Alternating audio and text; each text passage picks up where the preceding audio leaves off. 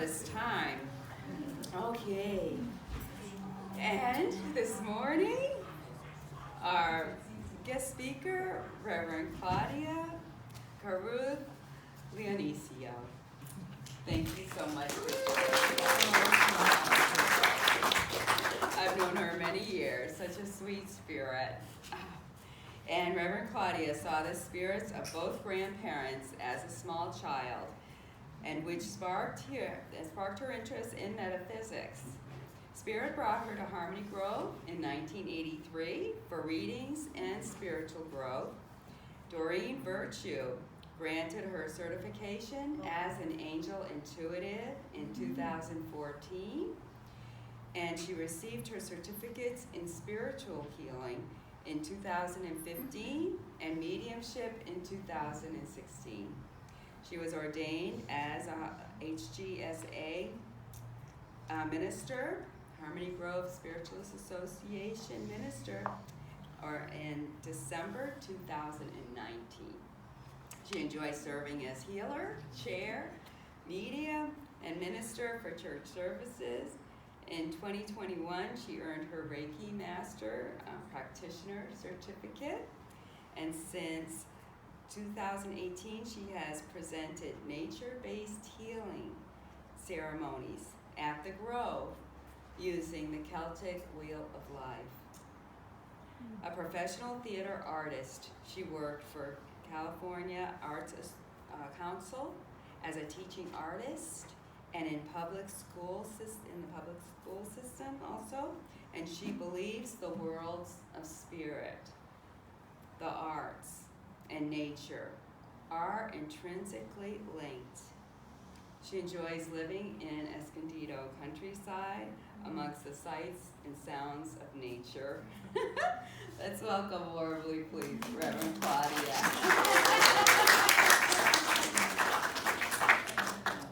Thank you. Thank you. Well, it's great to be back here. Well, good morning, everybody. Good morning. Sweet September brought us a beautiful harvest full moon in Pisces.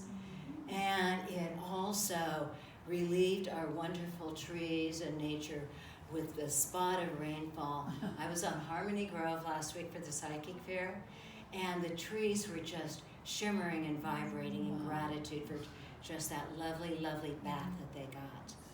So, Pisces, the dreamer, and Uranus, the great awakener, harmonized beautifully together to create positive change for the future. And this energy is going to linger on in our lives right now. We have several big events happening, but this Wednesday, is the United Nations International Day of Peace. Yes, thank you. It's a very important day. 24 hours of ceasefires will be observed. And let's hope everybody cooperates. Yes. And then also, of course, nonviolence. This year's theme is to build peace by ending racism. Now, on Wednesday, students, activists, and artists will present projects that will foster peace to the United Nations. The goal is to work together to build a world where compassion and empathy will overcome suspicion, intolerance, and hatred. And one of my favorite days of the year, the autumnal equinox, happens on Thursday at 6:04 p.m. as the sun moves into Libra. So it happens the moment the sun crosses the equator on its journey from north to south. So night and day will be of equal lengths for 2 or 3 days. And it's a celestial point of balance. But not only that, it's an opportunity to find balance in our lives. And I, speaking to someone this morning, I think many things have happened that have shaken people up a little bit. So this is a time really use this energy. It's a gift. It's a gift to us. So now, we know that the days will slowly grow shorter as the sun moves towards the winter solstice. The fabled city of Machu Picchu has a giant stone called the place where the sun gets tied.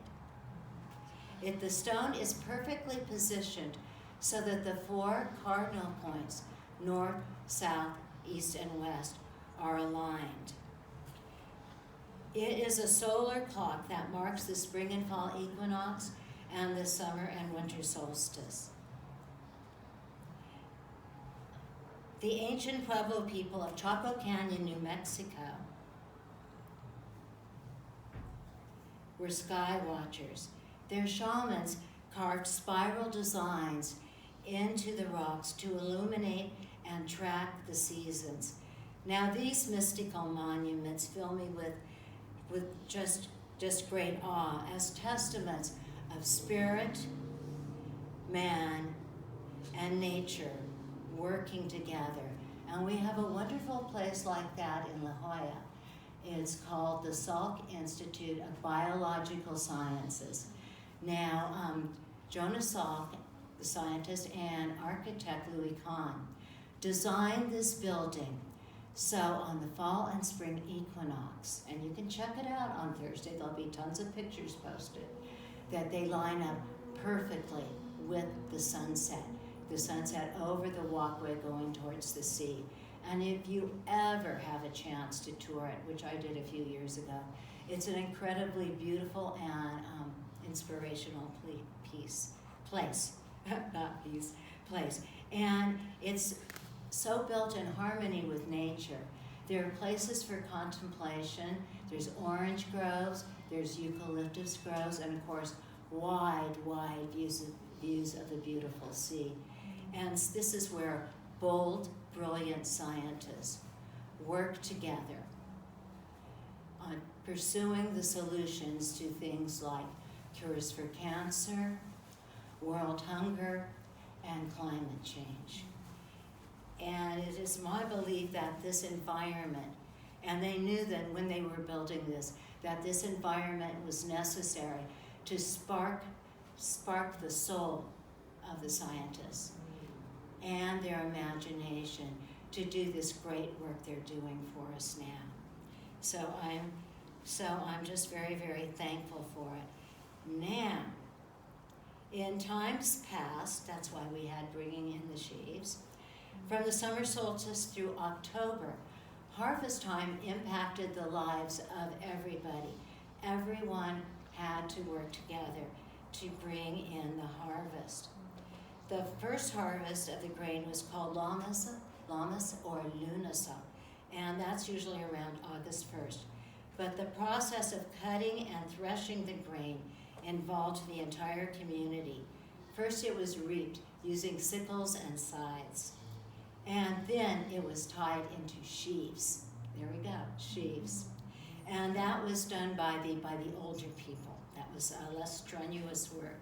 It was tied and stacked to ripen.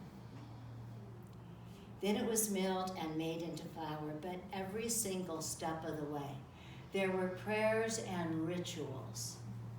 They would pray to the gods of harvest, and then later to Saint Bridget. And so it was a very heartfelt incident. Now, the first leaves of bread were made in the shape of a man, and then they were blessed. And then the last sheaf of corn was made into a corn dolly, about, the size of my forearm, a corn dolly.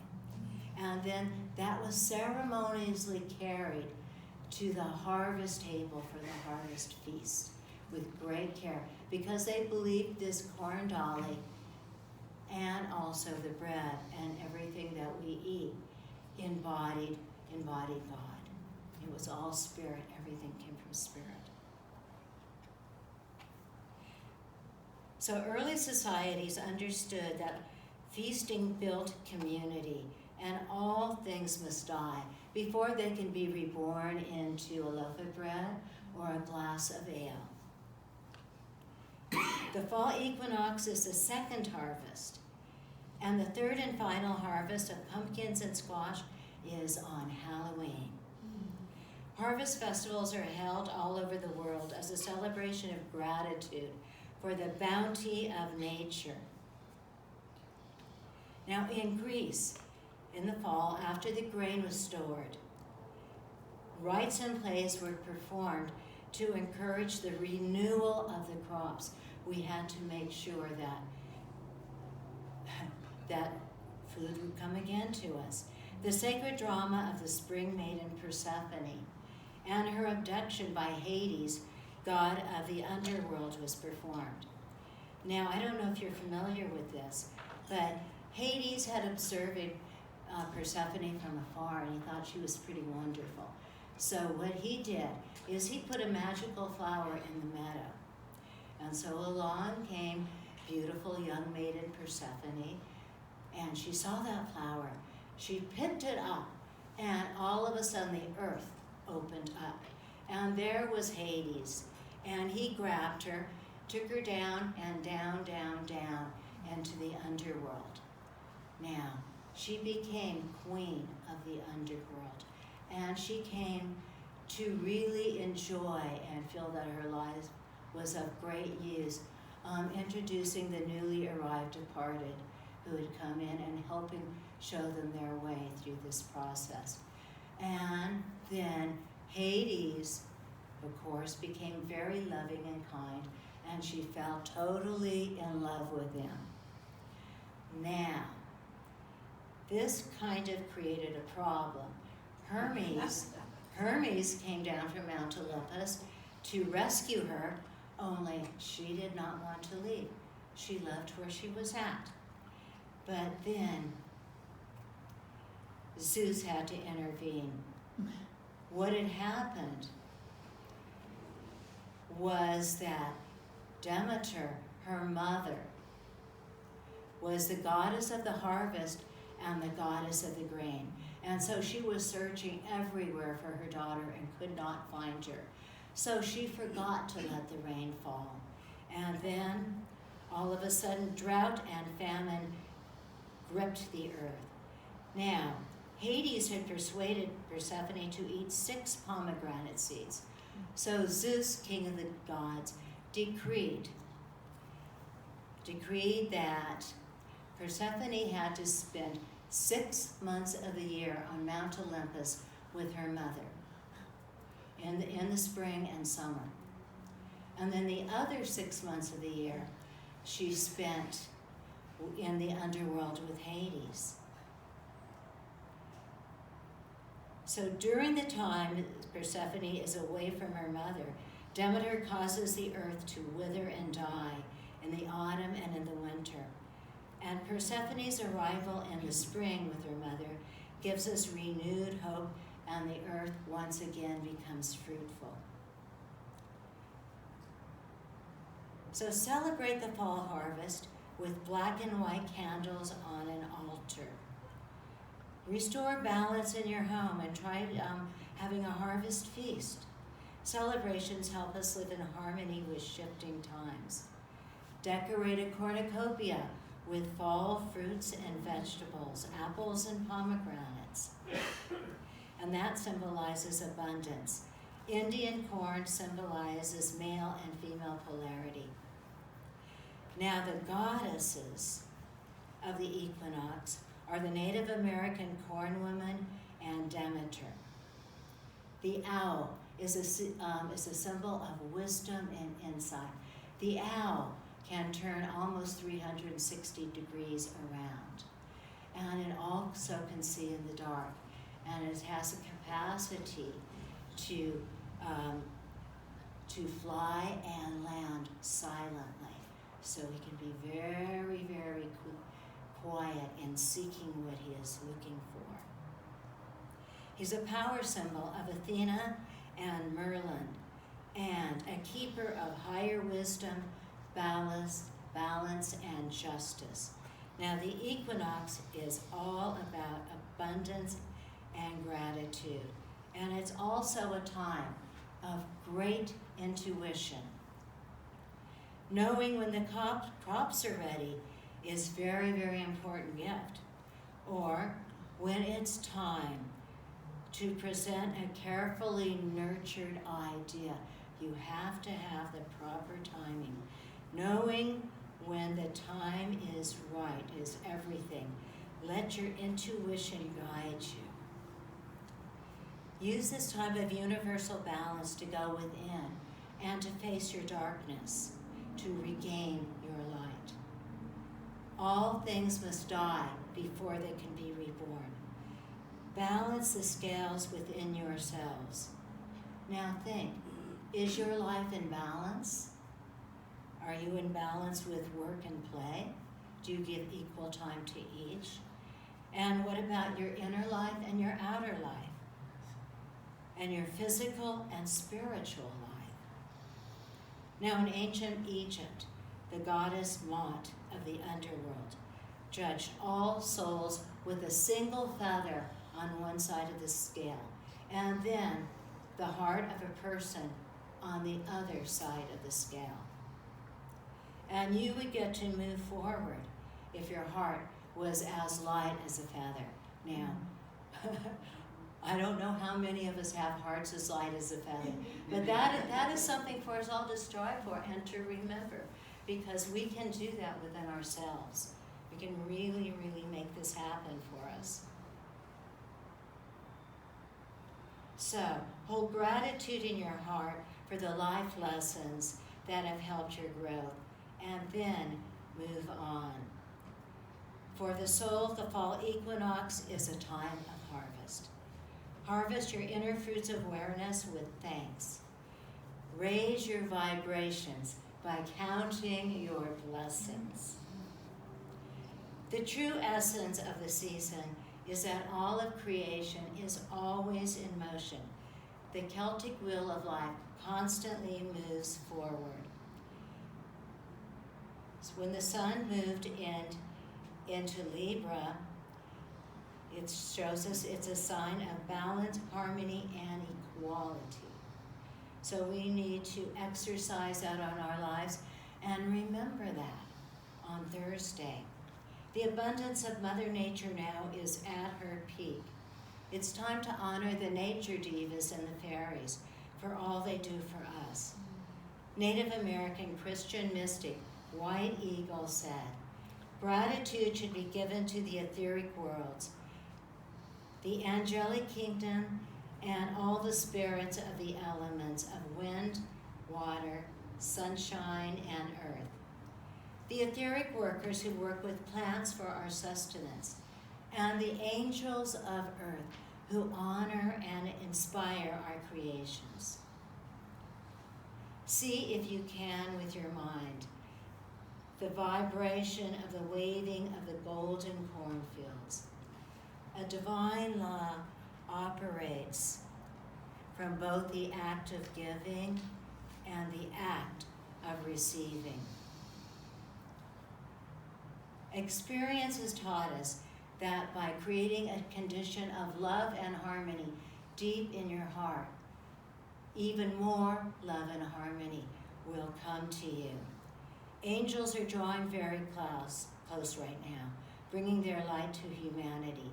Attune yourself to this invisible company of angels, and you will find their power manifest in your daily life. Angels would love to get to know you better. They're pure light. They come from the heart of Source. They vibrate at the seventh dimension or higher. They're messengers of Source. And when you need to ask for angelic help, your soul needs to give permission. And it must be for your highest and best good. Around the solstice and equinox time, angels hover the closest to earth. So call on them. Now is a good time to look back on your hopes of spring and the last summer. What did you actually manifest in your life? What really happened? What do you still need to work on? Did you follow through with all your plans? What stopped you? Now you will be reaping the spiritual bounty that you have sown since this time. So now is the time to contemplate projects and clear out what is no longer needed in your life. Let go of that which is not borne fruit. Plant new seeds and fresh hopes and dreams. Now, I believe it's going to be on Sunday, next Sunday, we're going to have a new moon in Libra. And with Libra, it's going to be vibrating with expansive Jupiter. So focus on partnerships that are equal and fair. And if your partnerships are not equal and fair, you may have to spend some time working on making them that way, because that's the energy that is happening right now for us.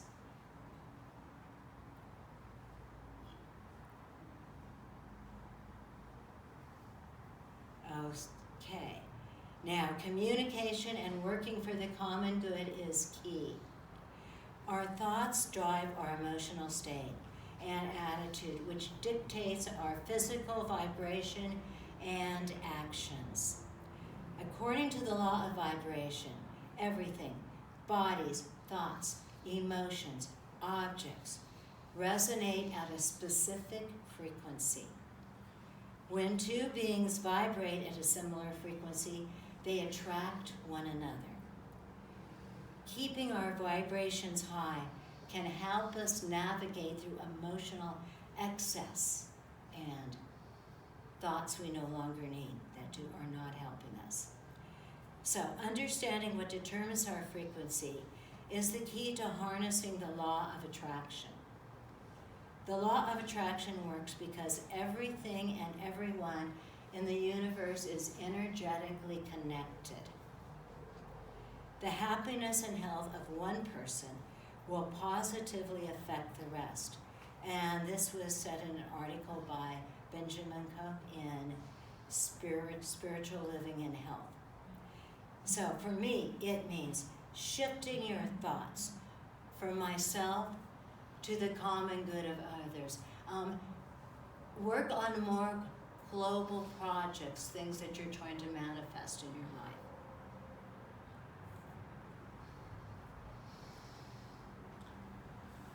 So at the equinox and solstices, prayer should not be said for just one person again, but it's said for the common good for all who share our beautiful sun and moon. Because we are all connected together. The sun is halfway between summer and winter solstice. So pray on the equinox if possible at sunrise. It's a time of appraisal and thankfulness. Now at noon, go outside and try and honor the sun.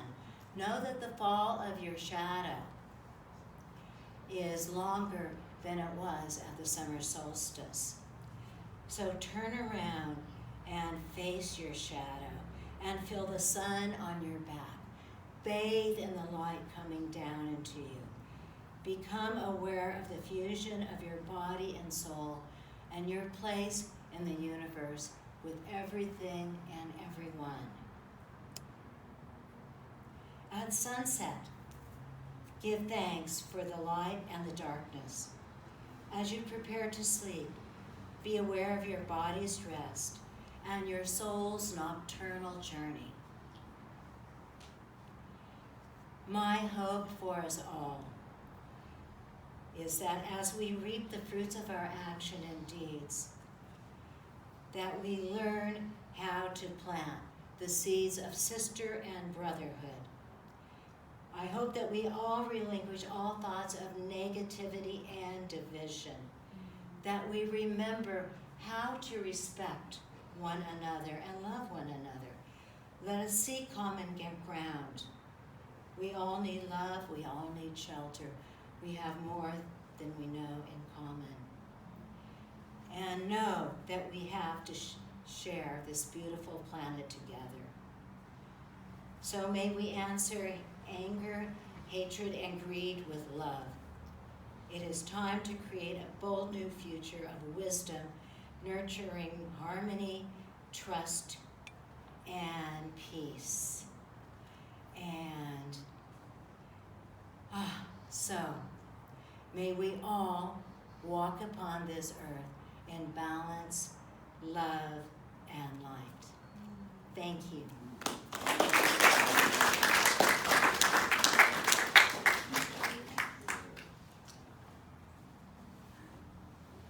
Thank you, Reverend Claudia. That was wonderful. And we learned so much. I love that. Thank you.